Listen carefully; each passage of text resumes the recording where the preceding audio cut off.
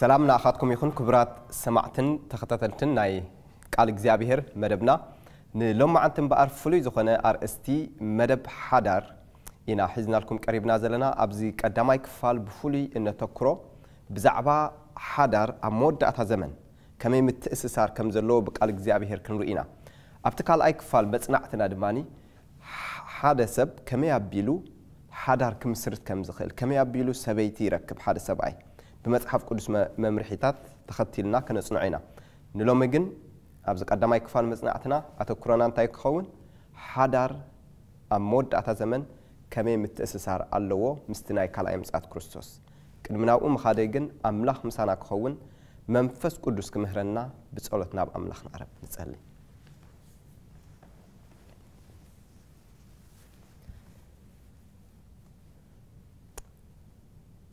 نسماين نمدرن نبحرن نعين مايتن أو زلو كل زفتركا قدس እግዚአብሔር ربنا تمسكن وأملاح فأتكا سلازخونه قالاتكا كنمصنع نتي حقي تردينا خابو كنمالالس متان كتمهرنا تداليخا سلازلخا امسكنك اللهو እግዚአብሔር ربنا هو حدار كساع كندي رزين نجر كم زخونه كنستوعل كنكل نمصاتكا نمدلاو ويون كابخا نزل عالم تفلينا نخنطف صلوا خمزلو كنستوعل كنكل مخادني اتسناي زخونه مردع حزنا اب هيوتنا سناي تمكرو كلونا متان بمنفس كاتزاربنا نلبنا نسخا ناباخا اقربو باسم يسوع كريستوس امين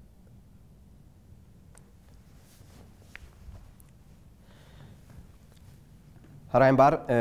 بقال እግዚአብሔር መሰረት ክንሪ እንከለና ኣብ መጽሐፍ ቅዱስ ክርስቶስ ኣብ ካላይ ምጽአት ክርስቶስ ዝፍጸሙ ፍጻመታት ማለት ኣብቲ ናይ መወዳእታ ዘመን ክዛረብ እንከሎ ኣብ ወንጌል ሉቃስ ምዕራፍ 21 ሓደ ገዳሲ ሐሳብ ይነግረና ወንጌል ሉቃስ ምዕራፍ 21 መጽሐፍ ቅዱስ ኣብ ቁጥሪ ድማኒ 34 ጀሚረ ክንብበ ከምዚ ይብል ሉቃስ 21 ካብ ቁጥሪ 34 ክሳዕ 36 ግናኸ ይብል እታ መዓልቲቲኣ ኣብ ኩላ ዝባን ምድሪ ንዝነብሩ ዘበሉ ከም መፈንጠራ ክትበጽሖም እያ እሞ ስስዕን ስኽራንን ሓልዮት ሓዳርን ንልብኹም ከይከብድ እታ መዓልቲቲኣ ብድንገት ከይትመጸኩም ሲ ንነፍስኹም ተጠንቀቑ ስለዚ ይብል ካብዚ ዝመጽእ ኩሉ ነገር ንምምላቕን ኣብ ቅድሚ ወዲ ሰብ ደው ንምባልን ሓይሊ ምእንቲ ክትረኽቡ ኩሉ ሳዕ እናጸልይኹም ንቑሑ ይብለና ሕጂ ክርስቶስ ኣብ መወዳእታ ዘመን ንዝፍጸሙ ፍጻሜታት ክነግረና እንከሎ መታን ኣብቲ ካልኣይ ምጽአት ክርስቶስ ክንዳሎ ብትኽክል መታን ክንክእል ሓልዮት ሓዳር ንልብና ከይከብድ ይነግረና ሕጂ ኣብዚ ሓልዮት ሓዳር ክብል እንከሎ ምናልባት ኣተኩርኡ እንታይ እዩ ብዛዕባ ሓዳር ጥራይ ዘይኮነ ኩሉ ካልእ እውን ንኣብነት ሓደ ሰብ ብውልቁ ዝነብር እንተደኣ ኮይኑ ንብረቱ ናይዛ ዓለም እዚኣ እውን ዘለዎ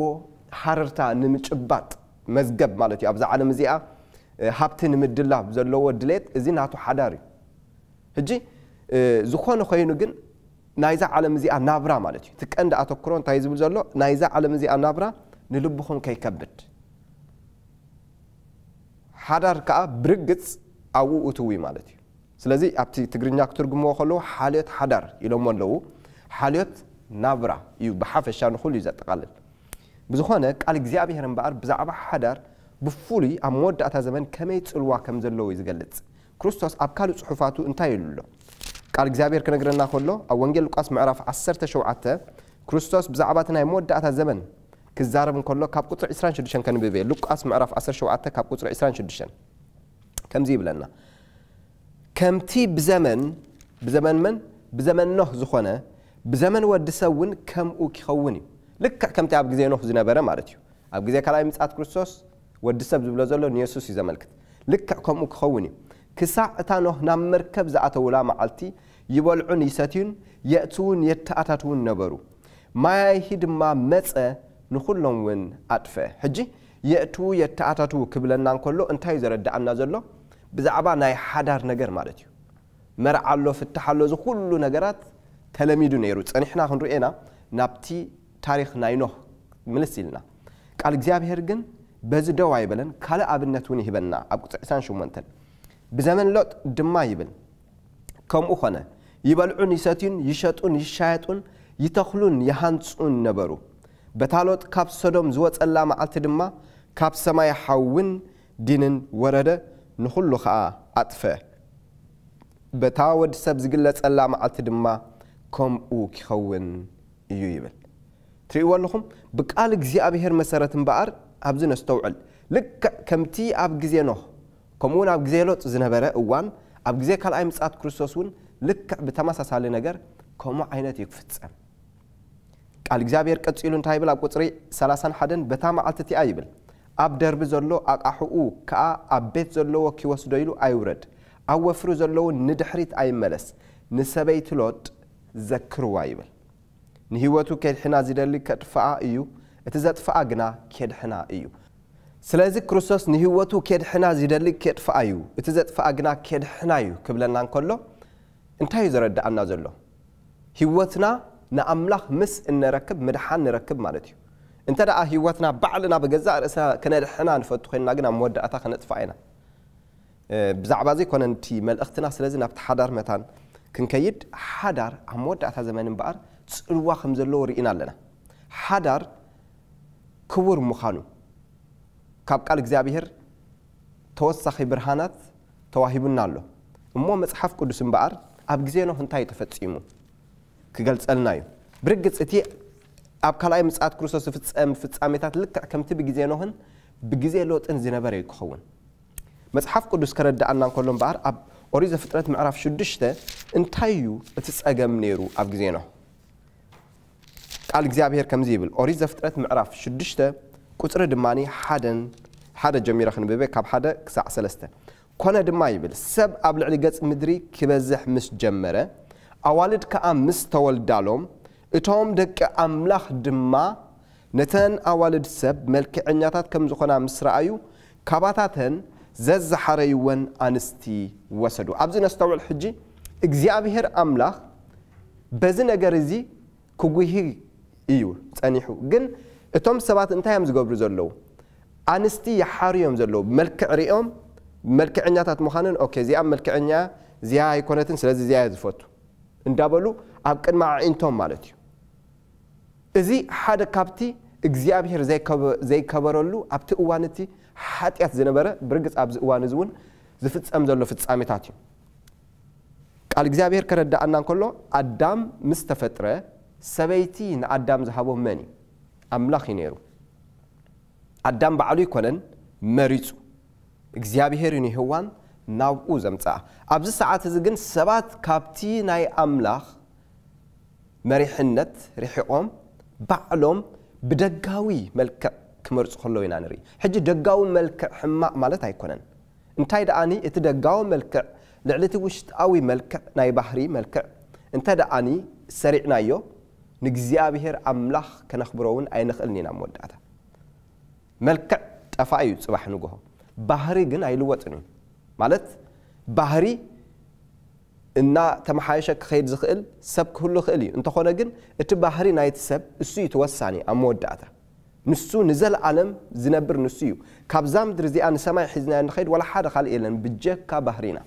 ህይወት ጠባይና እንድሕር ተለዊጡ ናይ ኣምላኽ ቅዱስ ጠባይ ንናቱ ዝመስል እንተ ደኣ ሒዝና ንሰማይ ክንከይድ ከለና ንሱ ጥራይና ሒዝና ንኸይድ ኩለንትናና እንታይ ክኸውን ይኻልእ ክሕደስ እዩ ስለዚ እዩ እቲ ናይ ክርስቶስ ምስሊ ዝኾነ ባህሪ ክህልወና መታን ኣብ ሓዳር እውን ጥንቃቐ ዘድልየና ማለት እዩ መጽሓፍ ቅዱስ ክዛረብ እንከሎ ኣብ ምሳሌ ምዕራፍ 31 ከምዚ ይብለና እዞም ሰባት ኣብ ግዜ ኖህ ዝነበሩ ብደጋዊ መልክዖም ዝመርጹ ነይሮም ቃል እግዚአብሔር ክዛረብ ከሎ ብዛዕባ እዚ ከምዚ ይብል ምሳሌ 31 ቁጽሪ 30 ጽባቐ መልክዕ ጠባሪ እዩ ውቃበ ከዓ ከንቱ እዩ ንእግዚአብሔር እትፈርህ ሰበይቲ ግና ትነኣድ ይብል ትሪእዎ ኣለኹም እቲ ቀንዲ ሰባት ክሪእዎ ዘለዎም እንታይ እዩ እንተደኣልና ንእግዚአብሔር ትፈርህ ሰብ ድያ ብደጋዊ ኣይኮነን ክትምዘን ዘለዋ በቲ እግዚአብሔር ዝመዝኖ መምዘኒ ክትምዘን ዘለዋ ስለዚ ኣብ ግዜ ኖህ እዚ ነገር እዚ ክኸውን ከሎ ቃል እግዚአብሔር ከም ዝብል ዘፍጥረት ምዕራፍ 6 ቁጥር 3 እግዚአብሔር ከኣ ንሱ ስጋ ድማ ይሞ መንፈሰይ ንሓዋሩ ምስ ሰብ ኣይጻረርን ስለዚ ዘመኑ 120 ዓመት ይኹን በለ ስለዚ በቃል እግዚአብሔር ክንርኢ እንከለና እምበኣር ኣምላኽ እንታይ ዝብል ዘሎ ኣብ መወዳእታ መንፈሰይ ንሓዋሩ ምስ ሰብ ኣይጻረርን እዩ ስለምንታይ መጀመርታ እንታይ ማለት መንፈሰይ ምስ ሰብ ኣይጻረርን መንፈስ ቅዱስ ኩሉ ግዜ ሓጢያት ክንሰርሕ ከለና እንታይ ዝገብረና ይረትዓና ንዓለም ብዛዕባ ጽድቅን ፍርድን ሓጢያትን ዝረትዕ መንፈስ ቅዱስ ምዃኑ ክርስቶስ ተዛሪቡሎ ብዛዕባ ሓጢያትና ክንጋገን ከለና ክንብድል ከለና ይረትዓና መታን ክንናዘዝ ማለት እዩ ኣምላኽ ግን እንታይ ዝብል ዘሎ ኣብ ግዜ ነው በቃ ንኹሉ እዋን ከምዚ ክኸውን ኣይክእልን እዩ ዝብል ዘሎ ሕጂ መንፈስ ኣምላኽ እንድሕር እናርሓቐ ክኸይድ ጀሚሩ ኣብ ክንዲ ዝረትዓካ ንኽትምለስ ኢሉ ብሰንኪቲ ናትካ ሓጢያት ኣዝዩ ብምብዝሑ ካባኻ እናርሓቐ ክኸይድ ከሎ እዚ ኣዝዩ ሓደገኛ ነገር እዩ እግዚአብሔር ዘጥፍኣሉ እዋን ይመጽእ ኣሎ ማለት እዩ ስለዚ ቃል እግዚአብሔር ኣብዚ ኣብ ግዜ ነው ከምኡ ዝበለ ፍጻሜታት ይፍጸም ከም ዝነበረ ይዘረድኣና ስለዚ ክርስቶስ ኣብ መወዳእታ ምጽኣት ክርስቶስ ማለት ኣብቲ ካልኣይ ምጽኣት ኢየሱስ ቅድሚ ምምጽኡ ኣብ ዘለወሉ ዘመን ብተመሳሳሊ መገዲ ሓዳር ከም ዝባላሾ ዝዛረብ ዘሎ ሰባት ብደጋዊ ነገራት ከምቲ እግዚአብሔር ዝደለዮ ዘይኮነስ ከምቲ ንሳቶም ዝፈትውዎ ናይ ትምኒት ስጋ ርእሶም ስጋዊ ትምኒት ንምምላእ ኢሎም ክፍጽሙ ከም ዝኾኑ እዩ ዘረድኣና ቀፂሉ ካልእ ጽሑፍ ኣብ ግዜ ሎጥ ልክዕ ብግዜ ሎጥ ከኣኒ ከም ዝነበረ ምጽኣት ወዲ ሰብ ከኣ ከምኡ ክኸውን እዩ ቃል ኣምላኽ ዝብለና ኣብ ኦሪት ዘፍጥረት ምዕራፍ 19 ኸይድና ክንርኢ ከለና ብዛዕባ እዚ ዝገልጸልና ሓሳብ ንረክብ ኢና ኦሪት ዘፍጥረት ምዕራፍ 19 ካብ ቁጽሪ 1 ጀሚርና ክንርኢ ከለና ካብ ኣምላኽ ዝተላእኩ ክልተ መላእኽቲ ናብ ሶዶም ከም ዝኣተው ይዘረድኣና እዚ ታሪኽ እዚ ኣብ ምዕራፍ 18 እዩ ዝጅምር ኣብ ምዕራፍ 18 ሰለስተ ሰባት ምስ አብርሃም መጽኦም ተዘራሪቦም ካብቶም ሰለስተ እቲ ሓደ እግዚአብሔር እዩ ኣምላኽ ባዕሉ ክርስቶስ ኣብኡ ነይሩ ድሓር ንሱ ምስ አብርሃም ክዘራረብ ተሪፉ እቶም ክልተ ግን ቀጽሎም ማለት እዩ መገዶም ኣብ መወዳእታ ኣብ ዘፍጥረት ምዕራፍ 19 ቁጽሪ 1 እንታይ ይብል እቶም ክልተ መላእኽቲ ድማ ምሸት ናብ ሶዶም መጹ ሎጥ ከኣ ኣብ ደገ ሶዶም ተቐሚጡ ነበረ ሎጥ ድማ ምስ ረኣዮም ክቅበሎም ተንስአ ብገጹ ከኣ ናብ ምድሪ ተደፍአ እሞ ኣቱም ጎይተተይ በጃኹም እንሆ ኣብ ቤት ባርያኹም ኣግልሱ ኣብኣ ድማ ሕደሩ ኣእጋርኩም እውን ተሓጸቡ አንጊህኩም ተንሲእኩም ከኣ መገድኹም ትኸዱ በለ ንሳቶም ግና ኣይፋልናን ኣብ ኣደባባይ ደኣ ንሓድር በሉ ንሱ ከኣ ኣዝዩ ግድ በሎም እሞ ናብኡ ኣግሊሶም ናብ ቤቱ ኣተው ንሱ ድማ ቅጫ ሰንኪቱ መዓዲ ኣዳለወሎም ንሳቶም እውን በልዑ ኣብዚ ሕጂ ነስተውዕል ናይ ሎጥ ቤተሰብ ወይ ከዓ ሓዳር እንታይ ዝፈትው እዮም ነይሮም ጋሻ ምቕባል ዝፈትው እዮም ነይሮም ልክዕ ከምቲ አብርሃም ማለት እዩ አብርሃም ንእግዚአብሔር ዝፈርህ ሰብ ነይሩ ጋሻ ንምቕባል እንታይ ነይሩ ኣዝዩ ባህ ይብሎ ነይሩ ብምቕባሉ ድማኒ ምስ ኣምላኽ ክሳዕ ክንደይ ክዘራረብ ከሎ ኢና ንርኢ ልክዕ ከምኡ ድማ ብተመሳሳሊ ሎጥ ከኣኒ ነቶም መላእኽቲ እንታይ ገይርዎም ተቐቢልዎም ኣጋይሽ ሰባት መሲሎም ኣይመጽኦም ሎጥ ግን ተቐቢልዎም ኣብ መጽሓፍ ዕብራውያን ከድና ክንርኢ ከለና ቃል እግዚአብሔር ከምዚ ይብለና ዕብራውያን ምዕራፍ 13 ቁጽርታት 1-2 ከንብበ ፍቕሪ ሕውነት ትጽናዕ ገሊኣቶም ከይፈለጡ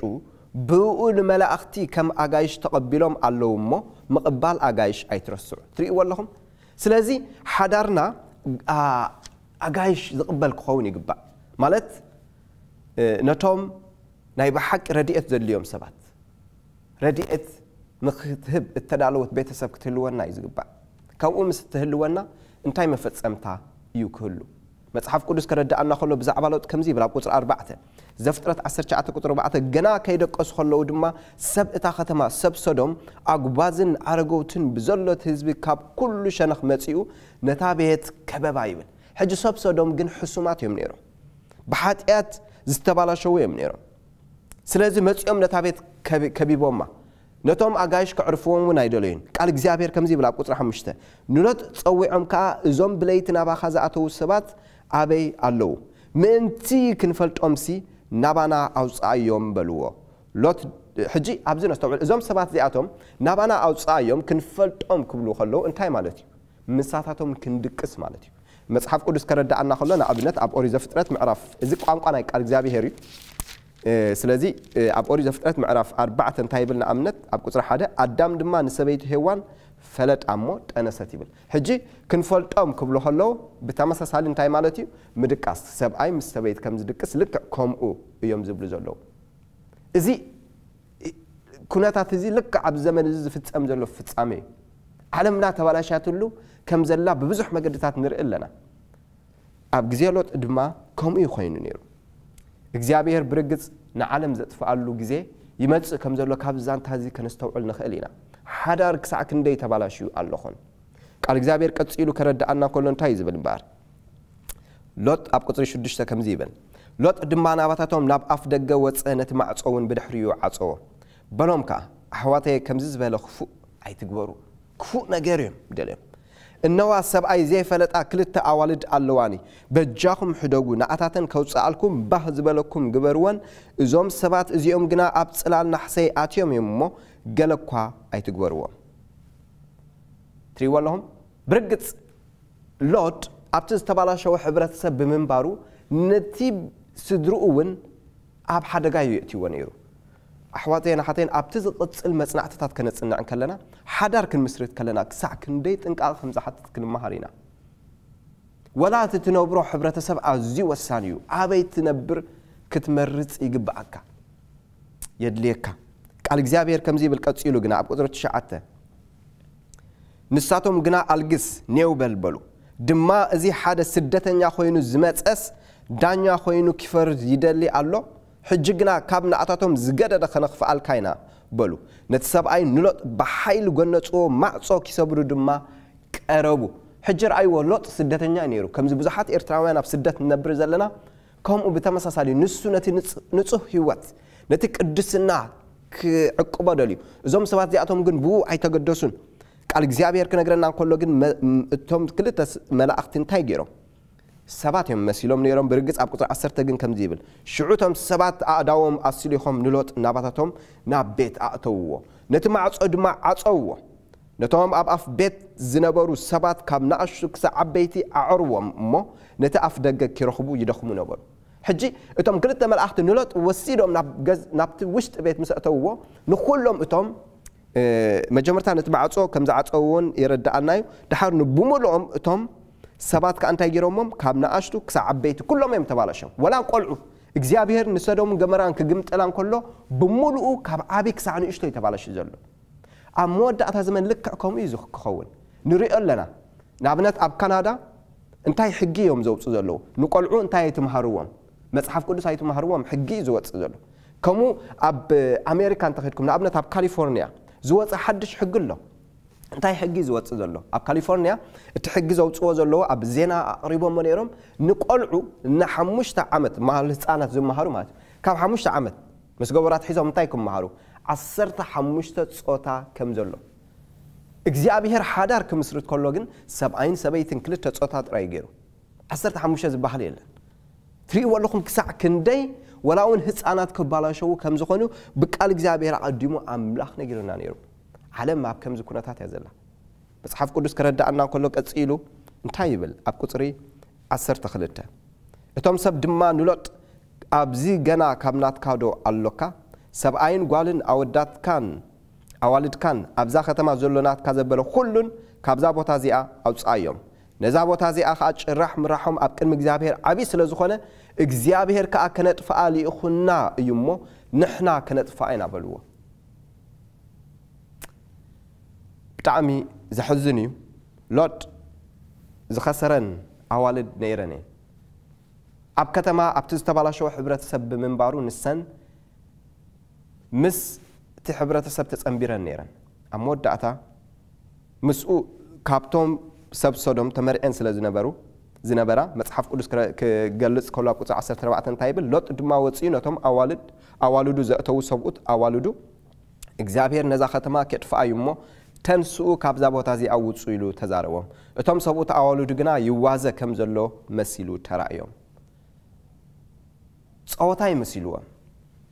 ሎሚ ዝወንጌል እዚ ክንገር እንከሎ ዓለም ክጠፍያ ክበሃሉ እንከሎ ከምቲ ኣብ ራእይ ዮሐንስ ኢሉና ዘሎ እግዚአብሔር ኣምላኽ ነዛ ዓለም እዚኣ ከጽርያ ክመጽእ ከም እንደገና لك كمتي لوط اب غزيو سدوم غمرا نخطف بحوي متانقاتا زهابه لومي متانقاتا زهوب زبلو سبات كلاتهم قم ነገር ዘይኮነስ ዋዛ ዝዋዘ ይዘለው ኮይኒዩ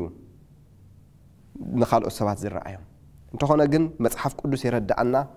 ሰዶም ጎመራን بحوي አጠፊያ መወዳታ እግዚአብሔር ንሎጥ ከድሕኖ ስለዝደለየ መጽሐፍ ቅዱስ ክነግረና خلو አብ ቁጥር 16 ንሱ ግና ዶንጎ ይብል ሎጥ ዶንጊዩ እግዚአብሔር ክንሕፎ ስለዝደለየ እቶም ሰባት ኢዱን ኢድ ሰበይቱን ኢድ ክልቲአን አዋልዱን ሒዞም አውጽዎ አወጻ ተኸደማ ድማ ሓደግዎ እተን ክልተ አዋልድ እዚአን ተንዘይ ተመርዓው ዝነበራ አመገዲ ኸይድ ኮሎ እታ ሰበይቱን ንድሕሪት ብምጥማታ እንታይ ኮይና እግዚአብሔር ንድሕሪት አይጠምቱ ይልዎም ነይሩ አብኡ ጠፊአ ማለት እዩ ካብዚ ብዙሕ ነገር ንመሃሮ ነገር ኣሎ ብርግጽ ኣብ ግዜ ነው እንተ ደኣ ኸይድኩም ነው ንሱ ሰበይቱ ደቁ ሰለስቲኦም አንስት ደቁን ድሒኖም ብምልእታታ ስድራ ቤት አምናይ ሎጥ ክንመጽእ እንከለና ግን ንሱን ምናልባት እተን ክልተ አዋልድ ምስ ዝወጻ ብስጋዊ ነገር ክንሪኦ እንከለና ወጽዮም ድሒኖም እዮም እንተኾነ ግን እቲ ቀንዲ ዝደሓነ ሰብ ኣብ ግዜ ሎጥ እንተ ዳርኢኹም ንሱ በይኑ ዳርጋዩ ስለምንታይ እተን ክልተ አዋልዱ እቲ ታሪክ ከተንብቦ ከለኹም ወላኳ ካብቲ ምግምጣል ናይ ሶዶም እንተወጻ በቲ ናይ ሶዶም ሓጢያት ተባላሸን ስለዝነበራ ኖበአን አስኪረን ምስኡ ደቂሰን ሓጢያት ገይረን እንዳሓር ስለዚህ ረዚን ዝኾነ መልእኽቲ ዝናዓነ ኣብዚ ዘመን እዚ ድማ ልክ ከምኡ ተመሳሳሊ ፍጻመ እዩ ክፍጸም እዚ ዘለናዮ ዘመን ኣዝዩ ክፍእን ዘፍርህን أمناي دك إسرائيل دم أنا خيد دك إسرائيل أب أريد زهولك معرف إسرائيل حمشان كتنبوبون كلهم أبتي نكان عن نتام دراويت كان عن كاب جبت صوت يوم كأتو كورسوا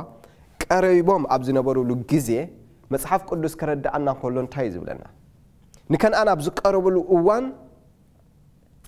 بلعام زبحال نيرو إذا بلعام زي مجمرتا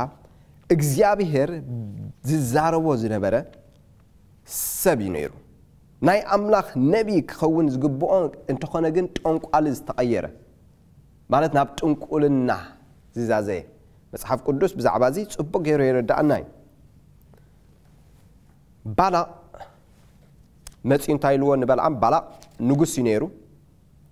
بالا ودي سيبور يبهال زي نجوس زي ناي مؤاب زنبرة انتايلون بلعم مسيخا إسرائيل رجملي أملاخ جن انتايلون بلعم إذا حزب إسرائيل مالتي مرقي استمرأي سلازي أي ترجم ما يلوا إجزاء هر زي رجمه حزبك ترجم أي تخلني خا أنت خنا جن بلعم مودة أتنتاي جيرو بلعم مودة أتا نتاي جيرو كرجمهم سلازي كأنهم حزب أملاخ جن مخسب سلاز دليل جنزب قبل سلاز دليل بسنك الساعة انتاي جيرو مسحف قدس كرد عنا كله قالت أستاذكم بولكم إيه كبانا الزارب تقال كالزارب كله يطعم أب أريد زراقم مسحف قدس مجمرتا زبلنا حسابات نرأيه معرف إسران سلستان قصري 4 كم زيبل قصري 4 إزي كاب جبس مسواتعكم أب مجد إنجيران ماين حيزوم سلزي تقبلكم نبال عام ود بعرض ما مئنتي كرق مكة كاب بيتور ناي آرام نهارايوم بواقع سلازم تسوو إيو حجي بواقع كفيلهم نبال عام امتئمهم زوم ما أباوين يزبزلو ده حرب قالوا صحف كزاربون كله قال إجزابيهر انتاي مخريو هيبوهم بلعام أب أوري زهولك كيرنا كنرئينا أب أوري زهولك معرف عسران حموشان زستفت أما في التساميو انتو خونا جن مخري زحابو بلعام أب معرف 30 حدن إننا نرخبو كلتي ان معرفات كان ببنينا اب معرف 30 حدن اوريزو هلكو قطر 14 كم زيبل موسى خايبل حجي ازي دك اسرائيل نمدري نمعاب مسطفوا مالت مسعروم مستمرسوتم سوق تفصم فصامي نيرو قال እግዚአብሔር كم زيبل موسى خابتهم او وق كاب تملسو حلاقو سراويت بتم حلاقو شحن حلاقو 100 تنادده موسى دما بلوم نخلن انستيدو بهوت حديكم ون انه بتناي بعور نجر بمخرب بالعام ندك اسرائيل እግዚአብሔር ዘጥለማኦ ንሳተን እየን ስለዚህ ኸ ኣብቲ ኣኼባ እግዚአብሔር ማዓት ኮነ ሕጂ ድማ ካብ ቆልዑ ተባዕታይ ዘበለ ቅተሉ مستبعتاي بمدقاس سبعي زفلطا كلن انستخا قتلون حجي ابز نستوعل انتاي زبل زلو ندق اسرائيل سي بمخرمن بلعام نغزيابير زطلماهم نساتينن اتن انستي حجي اتن مرعوات زنبرا اتن مسبعي زدقسا مالتي እዚ ታሪኽ እዚ ኣብ ኦሪት ዘኍልቍ 25 ተፈጺሙ ነይሩ ኣብ ኦሪት ዘኍልቍ 25 በልዓም ብዝመኸሮም ምኽሪ ባላቕ እንታይ ገይሩ ንጉስ ሞዓብ ዝነበረ ኣዋልድ ናበይ ሰዲዱ ናብ ምድሪ እስራኤል ሰዲዱ ምኽንያቱ ክረግሞም ኣይክእልን እዩ ምሩቓት እዮም ግን እንተ ደኣ ሓጢኣት ገይሮም ዝሙት እንተ ደኣ ገይሮም እቲ ሓዳሮም እንድሕር ደኣኒ ትመብስቦ ቅድስና ዘይብሉ ገይሮሞ እግዚኣብሔር ካባታቶም ክፍለዩ እዚ ይፈልጡ እዮም ጸላእቲ ይፈልጡ እዮም ሰይጣን ይፈልጥ ይጽቡቅ ገይሩ ኣብ ልዕሊ ህዝብ ኣምላኽ ክዕወት እንተ ኮይኑ ሓጢኣት መጀመርታ ክገብሮም ክኽእል ኣለዎ ምኽንያቱ መጽሓፍ ቅዱስ ኣብ ትንቢት ኢሳይያስ 59 እንታይ ዝብለና ኣብ መንጎኹምን ኣብ መንጎይን ኮይኑ ዝፈላለኩም ሲ ኣብ መንጎ ኣምላኽኩምን እንታይ ዝብል ኣበሳኹም እዩ ትሪእዎ ኣለኹም ሓጢኣትና እዩ ካብ ኣምላኽ ዝፈለየና ስለዚ እዚ ስለ ዝርድኦ እዚ ምኽሪ እዩ በልዓም መኺርዎ ንባላቕ ቃል እግዚአብሔር ከነገረና ከሎ ዘኍልቍ 25 ከምዚ ይብል እስራኤል ድማ ኣብ ሽጢም ተቐመጠ እቲ ህዝቢ ኸኣ ምስ ኣዋልድ ሞዓብ ክምንዝር ጀመረ ንሳተን ነቲ ህዝቢ ናብ መስዋዕቲ ኣማልኽተን ጸውዓኦ እቲ ህዝቢ ኸኣ በልዐ ንኣማልኽተን ድማ ሰገደ ትሪእዎ ኣለኹም እስራኤል ከዓ ምስ በዓል ጴዖር ሓበረ ኩራ እግዚአብሔር ድማ ኣብ እስራኤል ነደደ እግዚአብሔር ድማ ንሙሴ እቲ ነዳዲ ኩራ እግዚአብሔር ካብ እስራኤል ምእንቲ ክምለሲ ንኹሎም ሓለቑ ህዝቢ ወሲድካ ንእግዚአብሔር ኣብ ቅድሚ ፀሓይ ስቆሎም በሎ እቶም መራሕቲ ቶም ሓለቑ ናይቲ ህዝቢ ንሳቶም እዮም ተባላሸም ነይሮም ቀንዲ ንብሙልኦም ሰቂልዎም ሙሴ ድማ ንፈራዶ እስራኤል ነፍስ ወከፍኩም ነቶም ምስ በዓል ጴዖር ዝሓበሩ ሰው ይቅተል በሎም ይብል ንብሙልኦም ነቶም ምስ ምንዝርና ዝሓበሩ ማለት እዩ መወዳእታ ምስቲ ኣምልኾ ጣዖትን ምንዝርናን ዝሓበሩ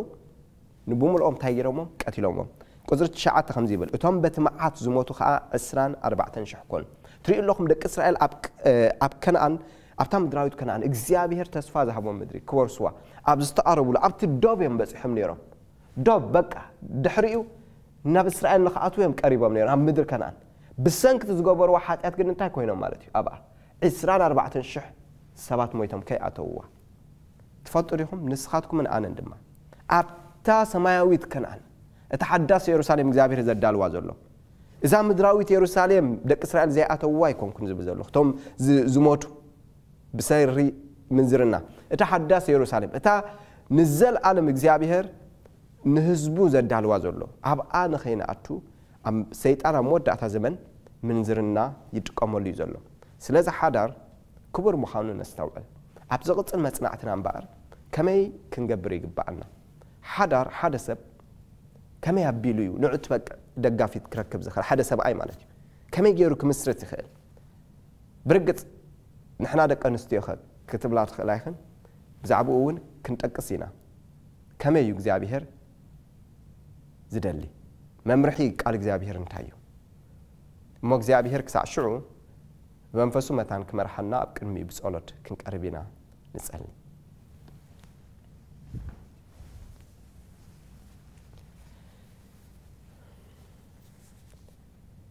ቅዱስ ቅዱስ ቅዱስ ኾንካ እግዚአብሔር አምላኽ እንሆ በሐቂ ንስኻ ኣዝኻ ቅዱስ ኢኻ ርኹስ ዘበለ ሓጢአት ኣብ ቅድሜኻ ክህሉ ኣይክእልን እሞ እግዚአብሔር አምላኽ ብመንፈስ ቅዱስካ ንልብና ክትበጽሕ ደጋጊምካ ከተዘኻኽረና እንሆ ምጽኣትካ ቀረባ ከም ዝኾነ ኩነታት ዓለም ንሪኦ ኣለና እሞ እግዚአብሔር ነዚ ተረዲእና ናስተውዒልናን ከኣኒ ካብ ኩሉ ስሕተት ክንሕሎ ክትረድኣና እልምነካ ኣለኹ እግዚአብሔር አምላኽ ንኹሎም ሰማዕቲ ይባርኮም መንፈስካ ንስኻ ኣብ ልዕሊ ኩሎም ክትኩዑ ነቲ ሓቂ ነገር ከተግብሩ ጸጋኻ ክትብዝሓሎም ነቶም ብሓቂ ክመላለሱ ሃርታ ዘለዎም ክትሕግዞም እጽሊ ኣለኹ እግዚአብሔር ንዓይ እውን ከምኡ ተዛረበኒ ንነፍሲ ወከፍና ምድሓንካ እንናፍቕ ንምድሓንካ ብቑዓት ክንከውን ኣዳልወና ብስም ተፍቅሮ ወድኻ ኢየሱስ ክትብል አሜን